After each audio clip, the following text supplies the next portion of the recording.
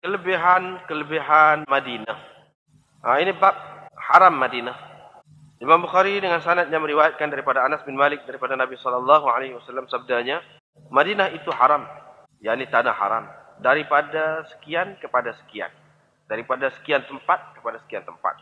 Tidak boleh dipotong pokoknya, dan tidak boleh diada-adakan sesuatu yang baru di situ. Sesiapa yang mengadakan sesuatu yang baru, yakni yang mengadakan bid'ah di situ, ke atasnya laknat Allah, malaikat dan manusia sekaliannya. Dengan sanad Imam Bukhari meriwayatkan daripada Anas, katanya Nabi SAW datang ke Madinah dan dia suruh bina masjid. Dia pun kata, wahai Bani Najjar, letak hargalah kepada aku tanahmu tu. Mereka kata, kami tidak nak harga dia, melainkan pada Allah. Yang ni harga dia tu pada Allah. Nabi SAW pun suruh bongkarkan kubur-kubur orang musyrikin. Kemudian tanah-tanah yang runtuh lalu disamakan tanah itu. Kemudian Rasulullah SAW suruh tebal pokok tamar ada di situ. Lalu ditebal lah. Dia suruh tu. Mereka pun aturkan batang-batang tamar tadi di sebelah kiblat masjid. Sebelah kiblat masjid. Kelebihan Madinah. Ini bab haram Madinah. Yakni kawasan tanah haram Madinah. Sabda Nabi SAW, Madinah itu adalah haram daripada sekian tempat kepada sekian tempat.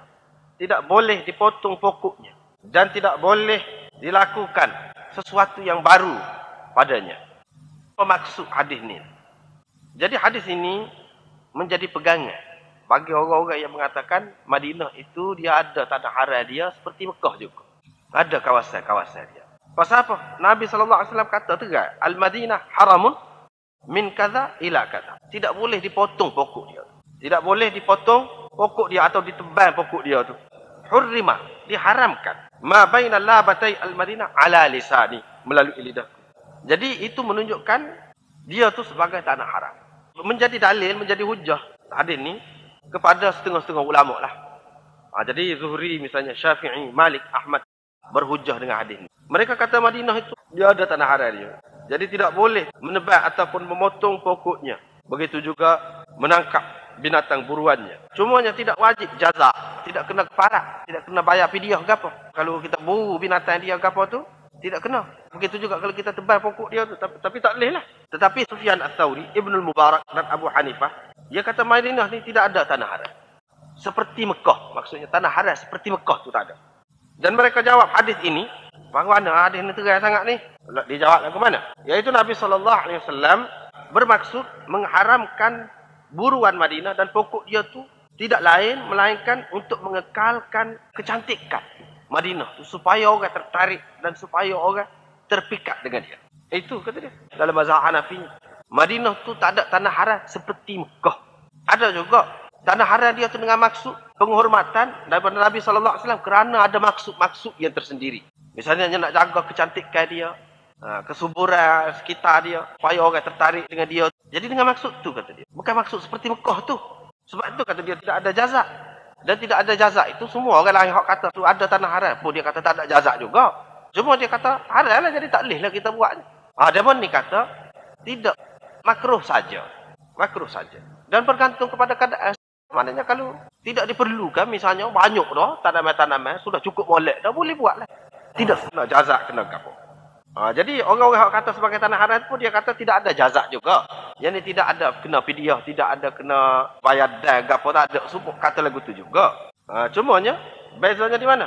Iaitu hak tu kata tanah haram, hak ni kata tanah haram tidak seperti Mekah. Tanah haram juga. Haram dia termaksud lain. Hak tu haram dengan maksudnya kena bayar fidyah dan sebagainya. Hak ni tidak. Haram dengan maksud hurmah. Dengan maksud hurmah. Lepas pada tu, Nabi SAW pun tengok. Kalau dia menentukan kawasan tu, dia berasa Bani Harithah ni sudah terkeluar daripada tanah haram. Kedudukan dia. Dia pun kata tidak, bakal masuk. Jadi maknanya nak rakyat di sini, pihak yang berkuasa lah. Dalam nak buat apa-apa tu dia kena rancang lah. Sekat mana, kawasan mana, sekat mana, daripada mana, sampai ke mana. Masuk ke tidak masuk, ni. Kita kata, kalau nak bayar, kita kata pampasan, kalau tidak pampasan, boleh diambil lah daripada sini. Dalam nak buat apa-apa rancangan, misalnya kita kata di sini, nak suruh pokok-pokok tu ditanam dengan banyak. Dan pokok-pokok itu tidak ditebang dengan sewenang-wenang. Maka dia ada peraturan. Misalnya ni. Jadi pokok tu tidak suruh ditebang itu apa? Kerana untuk perhiasan Madinah. Jadi maknanya kita kata perancangan bandar. Jadi dengan maksud tu. Jadi sini tak boleh buat gol di sini gini-gini. Ada dia pada masa tu. Kadar dia pada masa tu. Jadi maksud sini hak tu kata Imam Abu Hanifah, Sufyan Ats-Tsauri dan lain-lain dia kata hak tu. Tidak boleh dia adakan di situ perkara baru. Sesiapa yang mengadakan perkara baru yang dibid'ah, dia kena laknat Allah dan gapo ni. Berapa lain boleh buat ke? Benda bid'ah tu. Tak boleh juga. Tak boleh juga. Tetapi Nabi SAW menekankan di Madinah. Lebih-lebih lagi. Pasal apa? Pasal dia menjadi tempat rujukan orang Islam. Pasal dia tempat Nabi SAW wafat di situ. Dengan sunnah dia. Jadi dia naknya sunnah dia terpelihara betul. Yang ni kalau orang tak dapat belajar di lain pun, pergi situ, tengok hak molek. Hak betul. Jangan sampai dia pergi situ, bawa hak tak betul pula. Kalau tak betul lain pun boleh kira lagi. Jangan di pusat tu tak betul. Itu maksudnya. Jadi maknanya kalau tempat besar yang melibatkan orang ramai, jadi dosa dia lebih besar lagi. Walaupun benda tu sendiri besar dah kesalahan dia. Tetapi kalau tempat itu, tempat yang melibatkan orang ramai, mempengaruhi orang, itu lagi besar lagi. Sehingga di sini disebutkan laknat Allah, malaikat dan manusia sekaliannya. Sebab apa? Apabila punah sunnah Nabi SAW, maka tidak ada adalah bentuk Islam yang dibawa oleh Nabi SAW. Itu bentuk tu. Rupa dia tu hilang. Walaupun tubuh dia tu ada, tapi rupa dia tu sudah tidak asal aja. Hak tu hak takutnya. Bid'ah ni. Syirik tu dia menghilangkan langsung zat Islam. Tetapi bid'ah ni dia tidak menghilangkan zat Islam. Dia menghilangkan rupa Islam. Jadi kalau orang tengok, orang kata, inilah Nabi buat dulunya. Pokok kita buat gini. Dia pun kata, ini orang Islam buat, mestilah Nabi buat dulu. Padahalnya Nabi SAW tidak buat lagu tu. Kita kata molek buat lagu tu. Padahal Nabi SAW tak buat lagu tu memang untuk kemudahan kita. Untuk kebaikan kita. Kita pula menyusah-nyusahnya jadi kepayah pula. Jadi payah pula. Jadi siapa dia suruh tu? Jadi bertukar rupa tu. Bertukar rupa. Misalnya kita kata Nabi SAW tak ada sembelih lembu, tak ada sembelih kubah kita kata. Tak ada sembelih unta kalau orang mati. Kita sembelih. Jamu pula di rumah orang mati itu. Bid'ah itu namanya. Bid'ah. Pasal apa? Orang sangka Nabi SAW buat gitu. Apa-apa ni pokok tu lebah buat gitu. Misalnya kita kata. Padahal kalau kita cari dalam hadis, letih nak cari. Tak jumpa. Tak akan jumpa hak lagu tu. Lepas tu, kita katalah. Tak apa buat benda lagu tu. Kita kata tak apa benda lagu tu tidak menjadi kesalahan. Apa-apanya. Walaupun Nabi SAW tidak buat. Kita buat gitu. Maksud kita nak makan, nak buat pahala. Apa-apanya buat pahala. Tak boleh kah? Kita kata, Nabi SAW tak boleh ajar kau cara nak buat pahala. Apa yang dia tidak ajar? Apa dia tidak buat? Sebenarnya dia tidak buat tu tak sewi menyusah kita dah. Faham bila kita buat gitu jadi susah. Segala hak orang beri sedekah sikit sebanyak tu terpaksa kena habis situ. Padahal sepatutnya boleh guna untuk keluarga si mati tu. Janda dia tu misalnya. Anak-anak dia tu. Puncanya mariman. Dia jadi susah.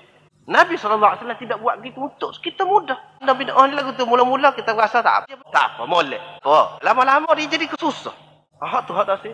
Dan rupa Islam tu jadi berubah. Bertukar. Sebab itu sahabat-sahabat sangat ambil berat. Sangat ambil berat. Dia tak sih buat benda-benda hak itu. Misalnya, Ibnu Umar kalau tengok orang duduk sembahyang duha dalam masjid. Dia pekong dengan anak batu. Pasal apa? Sembahyang duha tak boleh. Dia tak sih jadi rupa tu berubah. Sikit pun tak sih. Ini pasal pesanan Nabi SAW di Madinah terutamanya. Di lain pun begitu juga. Kita ambil mudah. Kita kata, buat maulud tak apa kita kata. Bapanya nak menimbulkan kasih kepada Nabi SAW. Memanglah. Nak menimbulkan kasih kepada Nabi SAW tu, memang molek. Tapi dia tidak terhad dengan bulan tu. Beri makan kepada orang fakir miskin. Bapanya. Beri makan kepada orang fakir miskin tu dengan niat. Takarrub itu makna dia sudah jadi ibadat dah tu. Bukan saja buat tu. Dan apabila sudah jadi ibadat, ia kena ada nas, kena ada dalil. Tak boleh main akal kita. Kalau tidak apa-apa, Nabi SAW tidak buat, sahabat-sahabat dia tidak buat. Cuba dia royak dalam kitab mana? Tak boleh royak. Dia kata Nabi SAW kata gini. Royak dalam kitab mana?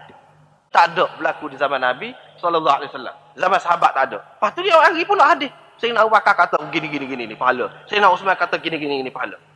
Kalau lah lagu tu mesti buat dah lah tu. Apa ya tadi kata tidak buat? Tak salah tak ada buat. Lepas tu yang muskilnya, mengikut hak ramai-ramai duduk pakai ni, kelahiran Nabi 12 hari bulan. Kematian dia 12 hari bulan juga. Lepas kita, suka pasal lahir Nabi. Gembira guana Nabi mati. Jawab hak tu dulu. Jadi itu satu kesilapan tu sebenarnya. Jadi buat benda-benda lagu tu, walaupun dia kata, apa salah kah? Kita nak menyatakan kasih kepada Nabi SAW. Tidak salah masalah cara. Sahabat-sahabat dulu sangat mementingkan cara tu. Itulah yang dikatakan bid'ah. Tidak mesti benda bid'ah ni benda tak molek. Asal benda molek, misalnya sembahyang duha tu, tak molek. Apa yang dia kata bid'ah tu? Apa? Pasalnya rupa tu buat dengan tetap semaya dalam masjid tu. Hak tu dia tak sih. Jangan ikatkan dengan sesuatu rupa, dengan sesuatu keadaan. Jangan ikatkan lagu tu. Bagi kita, ya senangnya makna kita tengok Nabi SAW, sahabat dia, tabi'in. Lepas tu imam-imam besar, adakah dia buat benda-benda lagu tu? Kalau ada royak dalam kitab mana? Dia tak boleh royak, dia duduk main musim gitu. Jadi kalau orang tengok, begini caranya orang Islam buat. Dah kita telah mengubah rupa masyarakat Islam dulu. Ubah rupa. Jadi bila ubah rupa, jadi nampak serupa dengan orang lain juga. Orang lain merayakan kelahiran Nabi. Ada Christmas, dia ada apa, kita pun ada juga. Dari segitu, serupa. Di Madinah terutamanya, tidak boleh benda lagu ni. Pasal apa? Dia menjadi contoh kepada orang lain. Dan sesiapa yang pun melindungi orang yang mengadakan bid'ah. Melindungi pun tak boleh. Melindungi pun tak boleh. Kalau melindungi bui kedudukan, bui tempat itu, dia jadi punah lah. Susah jadinya.